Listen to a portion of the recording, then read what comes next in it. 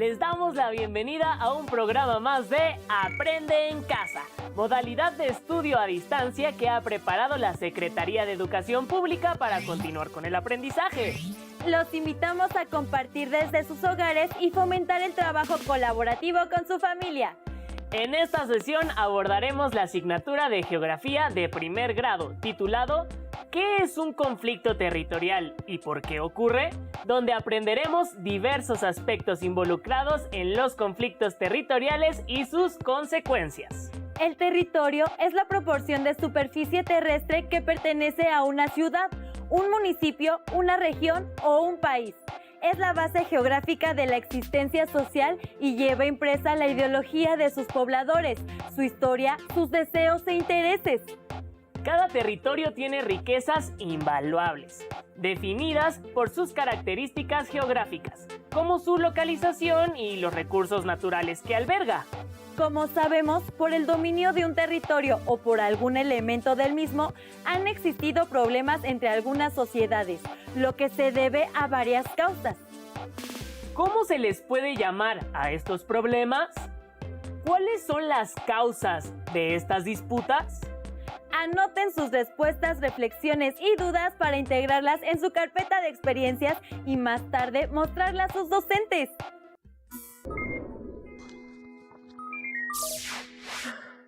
El día de hoy, Tlali y yo platicamos sobre el conflicto territorial que sucede en Siria desde hace algunos años.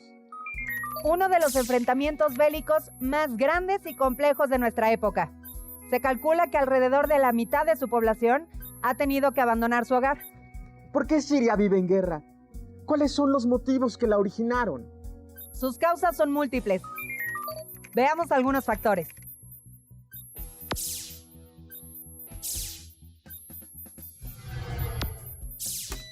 Uno de los principales factores en el conflicto bélico de Siria es su ubicación geográfica. Se localiza al suroeste de Asia, en una zona estratégica que es paso hacia los mayores yacimientos de petróleo en el mundo. A lo largo de su historia, esta región ha sido punto de intercambio comercial, social y cultural entre Oriente y Occidente. Su control ha sido disputado por múltiples imperios, gobiernos y poderes. El territorio sirio forma parte del desierto, por el que se puede trasladar directamente petróleo y gas natural del Golfo Pérsico hacia Europa Occidental. Algunas potencias mundiales buscan el dominio de la zona para garantizar el abasto de tales energéticos. Si la región donde se ubica Siria conecta Oriente con Occidente, quiere decir que ha sido punto de encuentro de diversas culturas. Así es. Continuemos con la cápsula.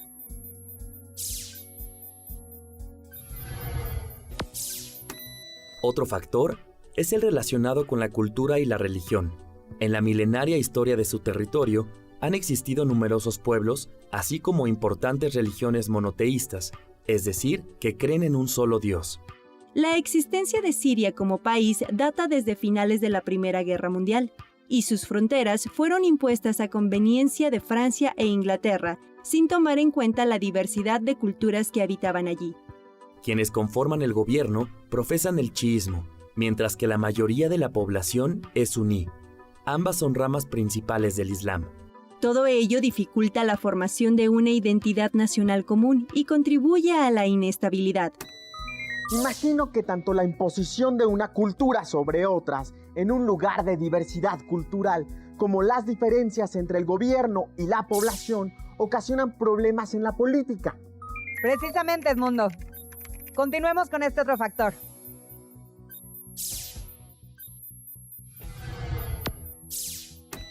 La política siria es inestable debido, entre otras cosas, a un gobierno severo y dominante que fue encabezado por Hafez al-Assad durante 30 años y continuado por su hijo Bashar al-Assad. A lo cual se suma el descontento de la población por la débil economía y la constante represión. Las revueltas en los países árabes durante 2011, con las que la población exigía mayor democracia, influyeron en el inicio del conflicto en Siria, pero fueron reprimidas con violencia. Actualmente son varios los actores que intervienen en el conflicto: el gobierno, el ejército y sus grupos armados, la Coalición Nacional Siria, el Frente Kurdo y los grupos terroristas. Además, Están involucrados otros países que tienen interés en controlar esta zona estratégica de acceso directo a los recursos energéticos del Golfo Pérsico, por lo que apoyan con armamento a los distintos grupos según su conveniencia. Algunos otros rivalizan con el régimen para afianzarse como potencia en la región. Y otros respaldan al gobierno por intereses militares o por buscar su expansión económica en la zona. Ahora entiendo los múltiples factores y actores del conflicto en Siria. La falta de entendimiento entre las diversas culturas que conforman la población y las diferencias con el gobierno dividieron al país. Además, algunos países buscan beneficios económicos o militares en la región. Pero ¿dónde queda el bienestar de la población civil? Ese es el mayor problema. La guerra perjudica a los habitantes de Siria, quienes necesitan un cambio. Ante problemas como este, vale la pena reflexionar y preguntarnos qué actitudes son necesarias favorecer para lograr avances en la solución de conflictos. Te agradezco la información, Tlali. De nada, Edmundo. Nos vemos en el camino. Las causas que desencadenan un conflicto territorial son variadas. Por ejemplo, ideología. Cuando un grupo intenta imponer en un país el orden político con base en sus ideas religiosas por la lucha de la autonomía. Cuando al interior de un país, la población de un territorio exige el reconocimiento de sus derechos políticos, socioeconómicos o culturales, o bien por el derecho de utilizar algún recurso natural de un territorio. Además, un conflicto territorial puede deberse a una causa, o bien justificarse por una y tener otras de trasfondo. A través del caso de Siria, identificamos que un conflicto territorial se origina por la diferencia de intereses entre dos o más actores, ya sea habitantes o países, quienes se enfrentan de forma pacífica o violenta para resolver esa diferencia. Los conflictos territoriales se presentan en todo el mundo, no solo en Asia, tampoco son exclusivos del ámbito internacional, ya que también ocurren al interior de nuestro país. Tal es el caso de Cherán, municipio del estado de Michoacán que se ubica en el corazón de la meseta Purépecha, una zona donde se han dado diversos conflictos. ¿Qué ocurrió en esa localidad? Hola, ¿qué tal? Me envían saludos desde varios lugares del país. Tampico, Juriquilla, Valladolid, Cherán. María cuenta que su pueblo está conmemorando un año más del inicio de su levantamiento y resistencia. ¿Han escuchado algo acerca de ello? Le llamaré a Tlali. De seguro ella nos puede informar algo al respecto. Hola, Tlali. Hola, Edmundo. Una seguidora nos platica que el pueblo de Cherán está celebrando el aniversario del comienzo de su lucha. ¿Sabes cuál fue el conflicto? Pues en 2011 ocurrió algo ejemplar en ese lugar. Los invito a ver el siguiente video que trata acerca de eso.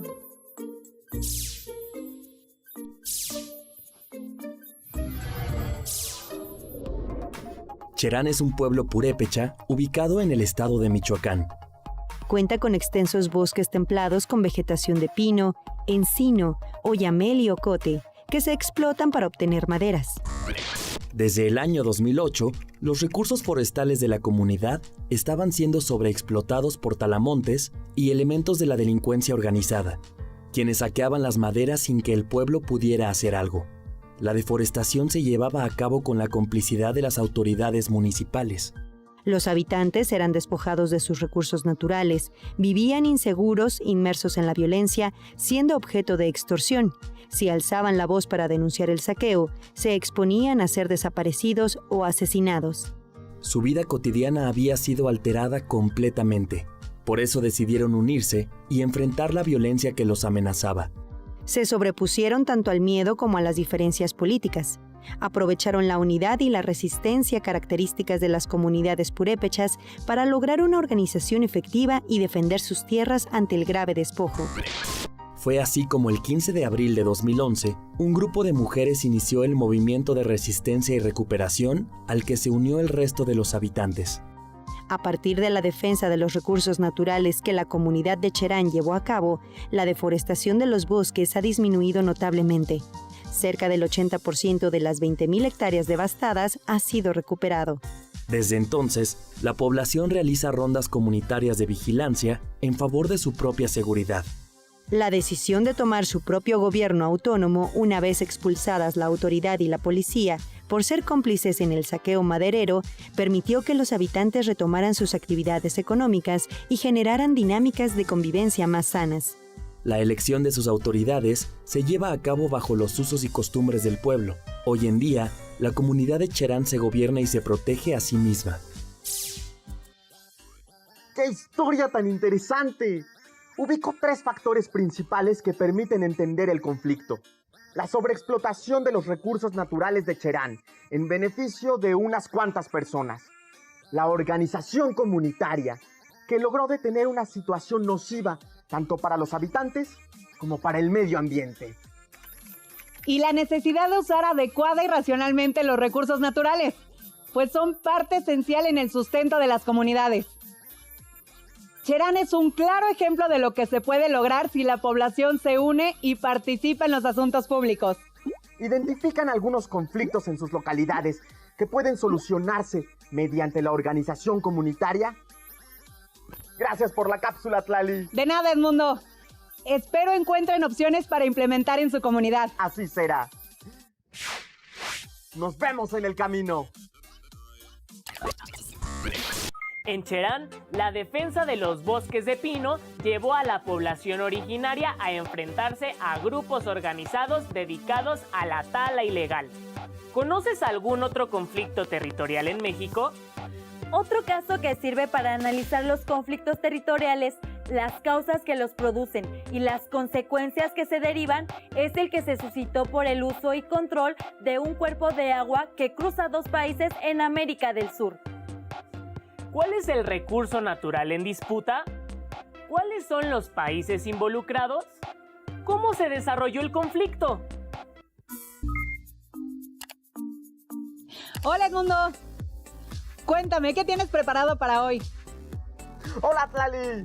Gracias a ti por acompañarnos. Una seguidora me escribió desde Bolivia para recomendarme el corto animado Abuela Grillo. ¿Lo conoces? Sí, se basó en una narrativa indígena y se hizo a partir de un problema por el agua en Bolivia. Hoy en día, en los límites entre este país y Chile, existe un conflicto parecido. ¿Por qué puede haber una disputa por ese recurso natural? ¿Cuáles son las causas del conflicto? Voy a mostrarles una cápsula que ayudará a comprender la confrontación por el agua del río Silala.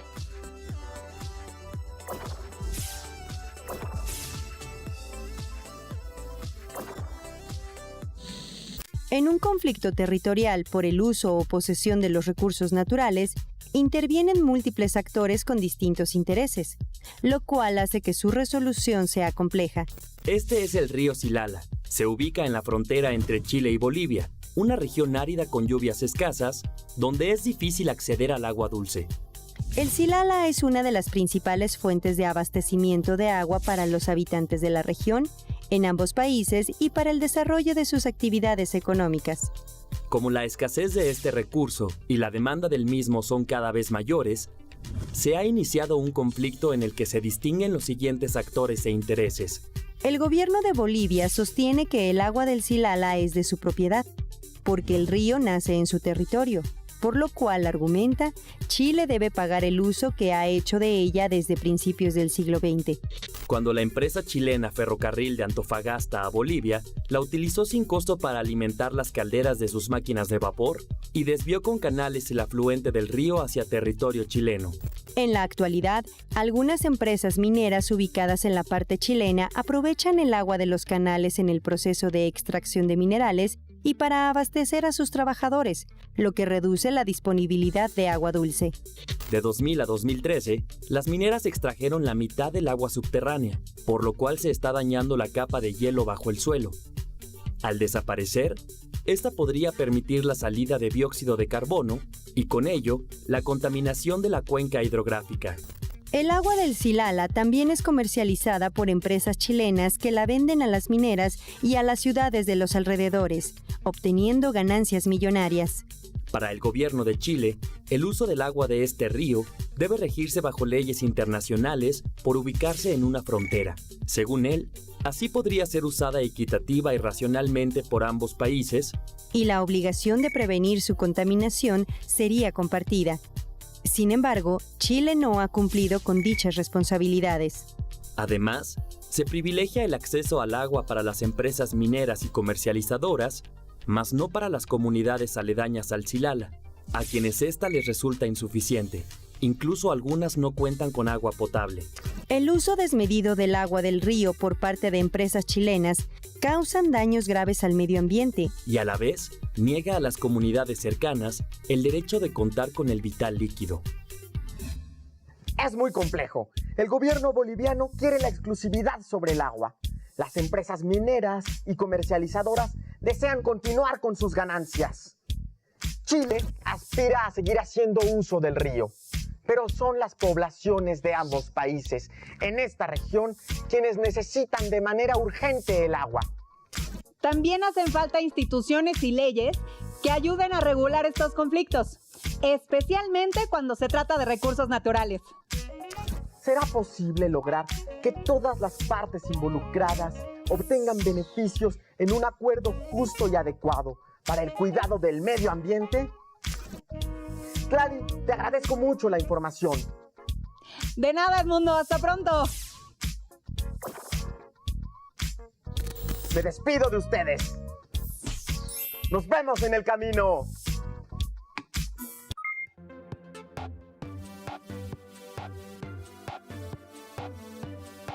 ¿En qué se parecen los 3 casos presentados en estos videos?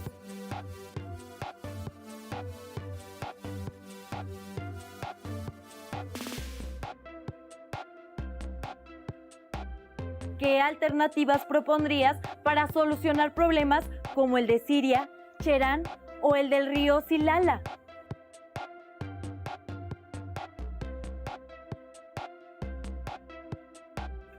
Hay que tener claro que no todos los conflictos territoriales conducen a una guerra. En el caso del conflicto entre Chile y Bolivia, este último presentó su caso a la Corte Internacional de Justicia para recuperar una extensión de territorio con costa y salida al mar, perdido en siglos pasados. Desafortunadamente, su petición no fue aceptada. Platiquen con su familia para ver si conocen algún ejemplo similar a los presentados en los videos. ¿En qué lugar se desarrolla o se desarrolló este conflicto territorial? ¿Qué pueblos, colonias o países están involucrados? ¿Qué lo ocasionó y cuáles son sus consecuencias? Hagan un mapa en el que localicen los casos presentados en el programa. El mapa debe contar con título, nombre de países involucrados, simbología, referencias geográficas básicas, como meridiano de Greenwich, Ecuador y trópicos y símbolo de orientación. En una de las esquinas del mapa anoten de 3 a 5 conceptos claves del tema. Integren las actividades en la carpeta de experiencias para que puedan comparar sus mapas y presentarlos a sus docentes. En la medida de las posibilidades, busquen en internet el video Abuela Grillo. Prepárense un refrigerio y disfrútenlo en familia. Les recomendamos también la lectura del artículo ¿De quién es el espacio?, que se encuentra en la revista ¿Cómo ves?, de la Universidad Nacional Autónoma de México. Está disponible en la página de internet que aparece en pantalla. Les recomendamos una vez más que pueden compartir todas estas actividades con su familia. El trabajo en equipo da excelentes resultados. Nos dio mucho gusto acompañarlos en esta sesión de Aprende en Casa. No dejen de ver el siguiente programa. ¡Nos vemos en el siguiente programa!